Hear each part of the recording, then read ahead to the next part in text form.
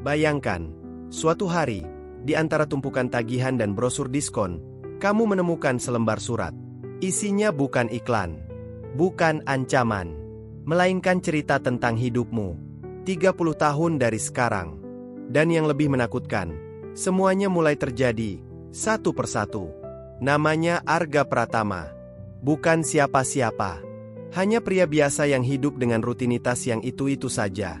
Setiap pagi bangun sebelum matahari sempurna terbit, menyeduh kopi hitam di dapurnya yang sempit, lalu berangkat ke kantor kecil tempat ia bekerja sebagai petugas arsip. Hidup Arga datar. Tidak buruk, tapi juga tidak istimewa. Seperti halaman kosong yang lupa ditulisi mimpi. Suatu sore, saat hujan turun tanpa peringatan, Arga menemukan sebuah amplop putih di kotak suratnya. Tidak ada perangko, tidak ada cap pengiriman. Hanya namanya tertulis rapi, Arga Pratama. Ia membuka amplop itu dengan jari yang tak sepenuhnya tenang. Di dalamnya ada 3 lembar kertas, ditulis tangan dengan tinta biru yang sedikit memudar. Di bagian atas tertulis tanggal 17 Agustus, 30 tahun dari hari itu.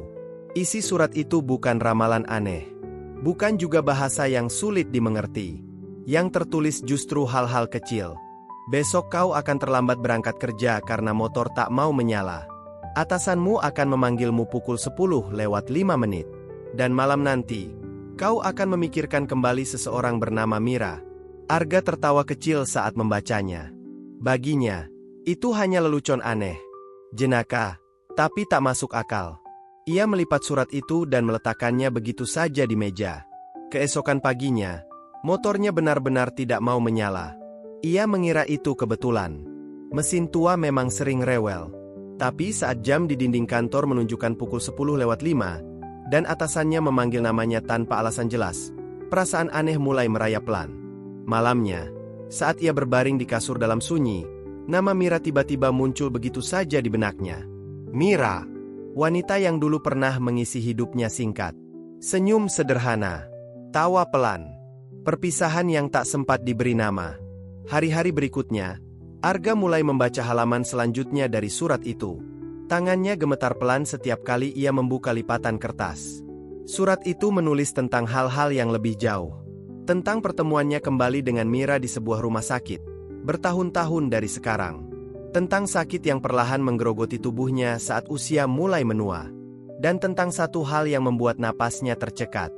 Ia akan hidup lama, tapi akan sering merasa sendirian.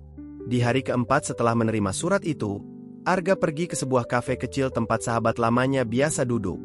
Di sanalah Bima ada. Satu dari sedikit orang yang benar-benar mengenalnya, bukan dari apa yang ia tunjukkan, tapi dari apa yang ia sembunyikan. Arga tidak menceritakan semua isi surat itu.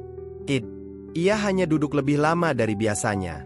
Mendengarkan Bima bercerita, tertawa sedikit lebih tulus, dan pulang dengan langkah yang terasa lebih berat, sekaligus lebih nyata. Hari demi hari, apapun yang tertulis di surat itu mulai terjadi. Acara kecil di kantor, kabar duka dari kerabat jauh, bahkan luka kecil di tangan kirinya yang persis seperti yang dituliskan. Arga berhenti menganggap ini kebetulan. Ia mulai hidup dengan bayang-bayang masa depan di sakunya. Anehnya, ia tidak panik, tidak berlari dari takdir. Ia hanya mulai memperhatikan hidupnya sendiri. Ia mulai bangun lebih pagi, bukan karena alarm, tapi karena ingin melihat matahari naik pelan-pelan dari balik jendela dapur. Ia mulai mengurangi lembur, bukan karena lelah, tapi karena sadar waktu ternyata bukan sesuatu yang bisa ditabung. Ia menulis pesan singkat ke nomor lama yang tak pernah ia kirimi apapun selama bertahun-tahun. Nomor milik Mira. Tidak ada balasan. Tapi jari-jarinya terasa lebih ringan setelah menekan tombol kirim. Suatu malam, tepat sebulan setelah surat itu datang, Arga membuka halaman terakhir. Bagian yang paling ia takuti.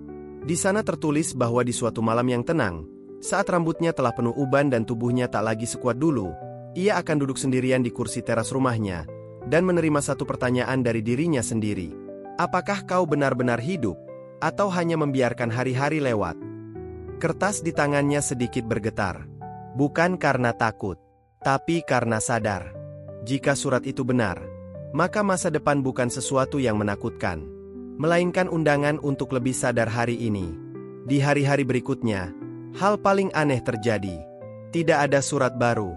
Tidak ada lanjutan. Seolah tugas surat itu memang hanya satu. Bukan untuk mengubah takdir, tapi membangunkan seseorang dari hidup yang berjalan otomatis. Beberapa bulan kemudian, Arga bertemu kembali dengan Mira. Tidak seperti di surat, bukan di rumah sakit, tapi di toko buku kecil. Mereka saling tersenyum. Chang Hang, nyata. Dan untuk pertama kalinya, Arga sadar, tidak semua hal harus persis sama seperti di kertas itu. Malam itu, ia duduk di teras rumahnya yang sederhana. Angin bertiup pelan. Kota terdengar jauh. Hening terasa penuh, bukan kosong. Surat itu terlipat rapi di dalam laci meja. Dan Arga mengerti satu hal dengan pelan, tanpa perlu buru-buru. Mungkin masa depan tidak bisa dihindari, tapi perasaan kita saat menjalaninya selalu bisa dipilih. Dan terkadang, yang kita butuhkan bukan jawaban dari masa depan, melainkan keberanian kecil untuk benar-benar hadir hari ini.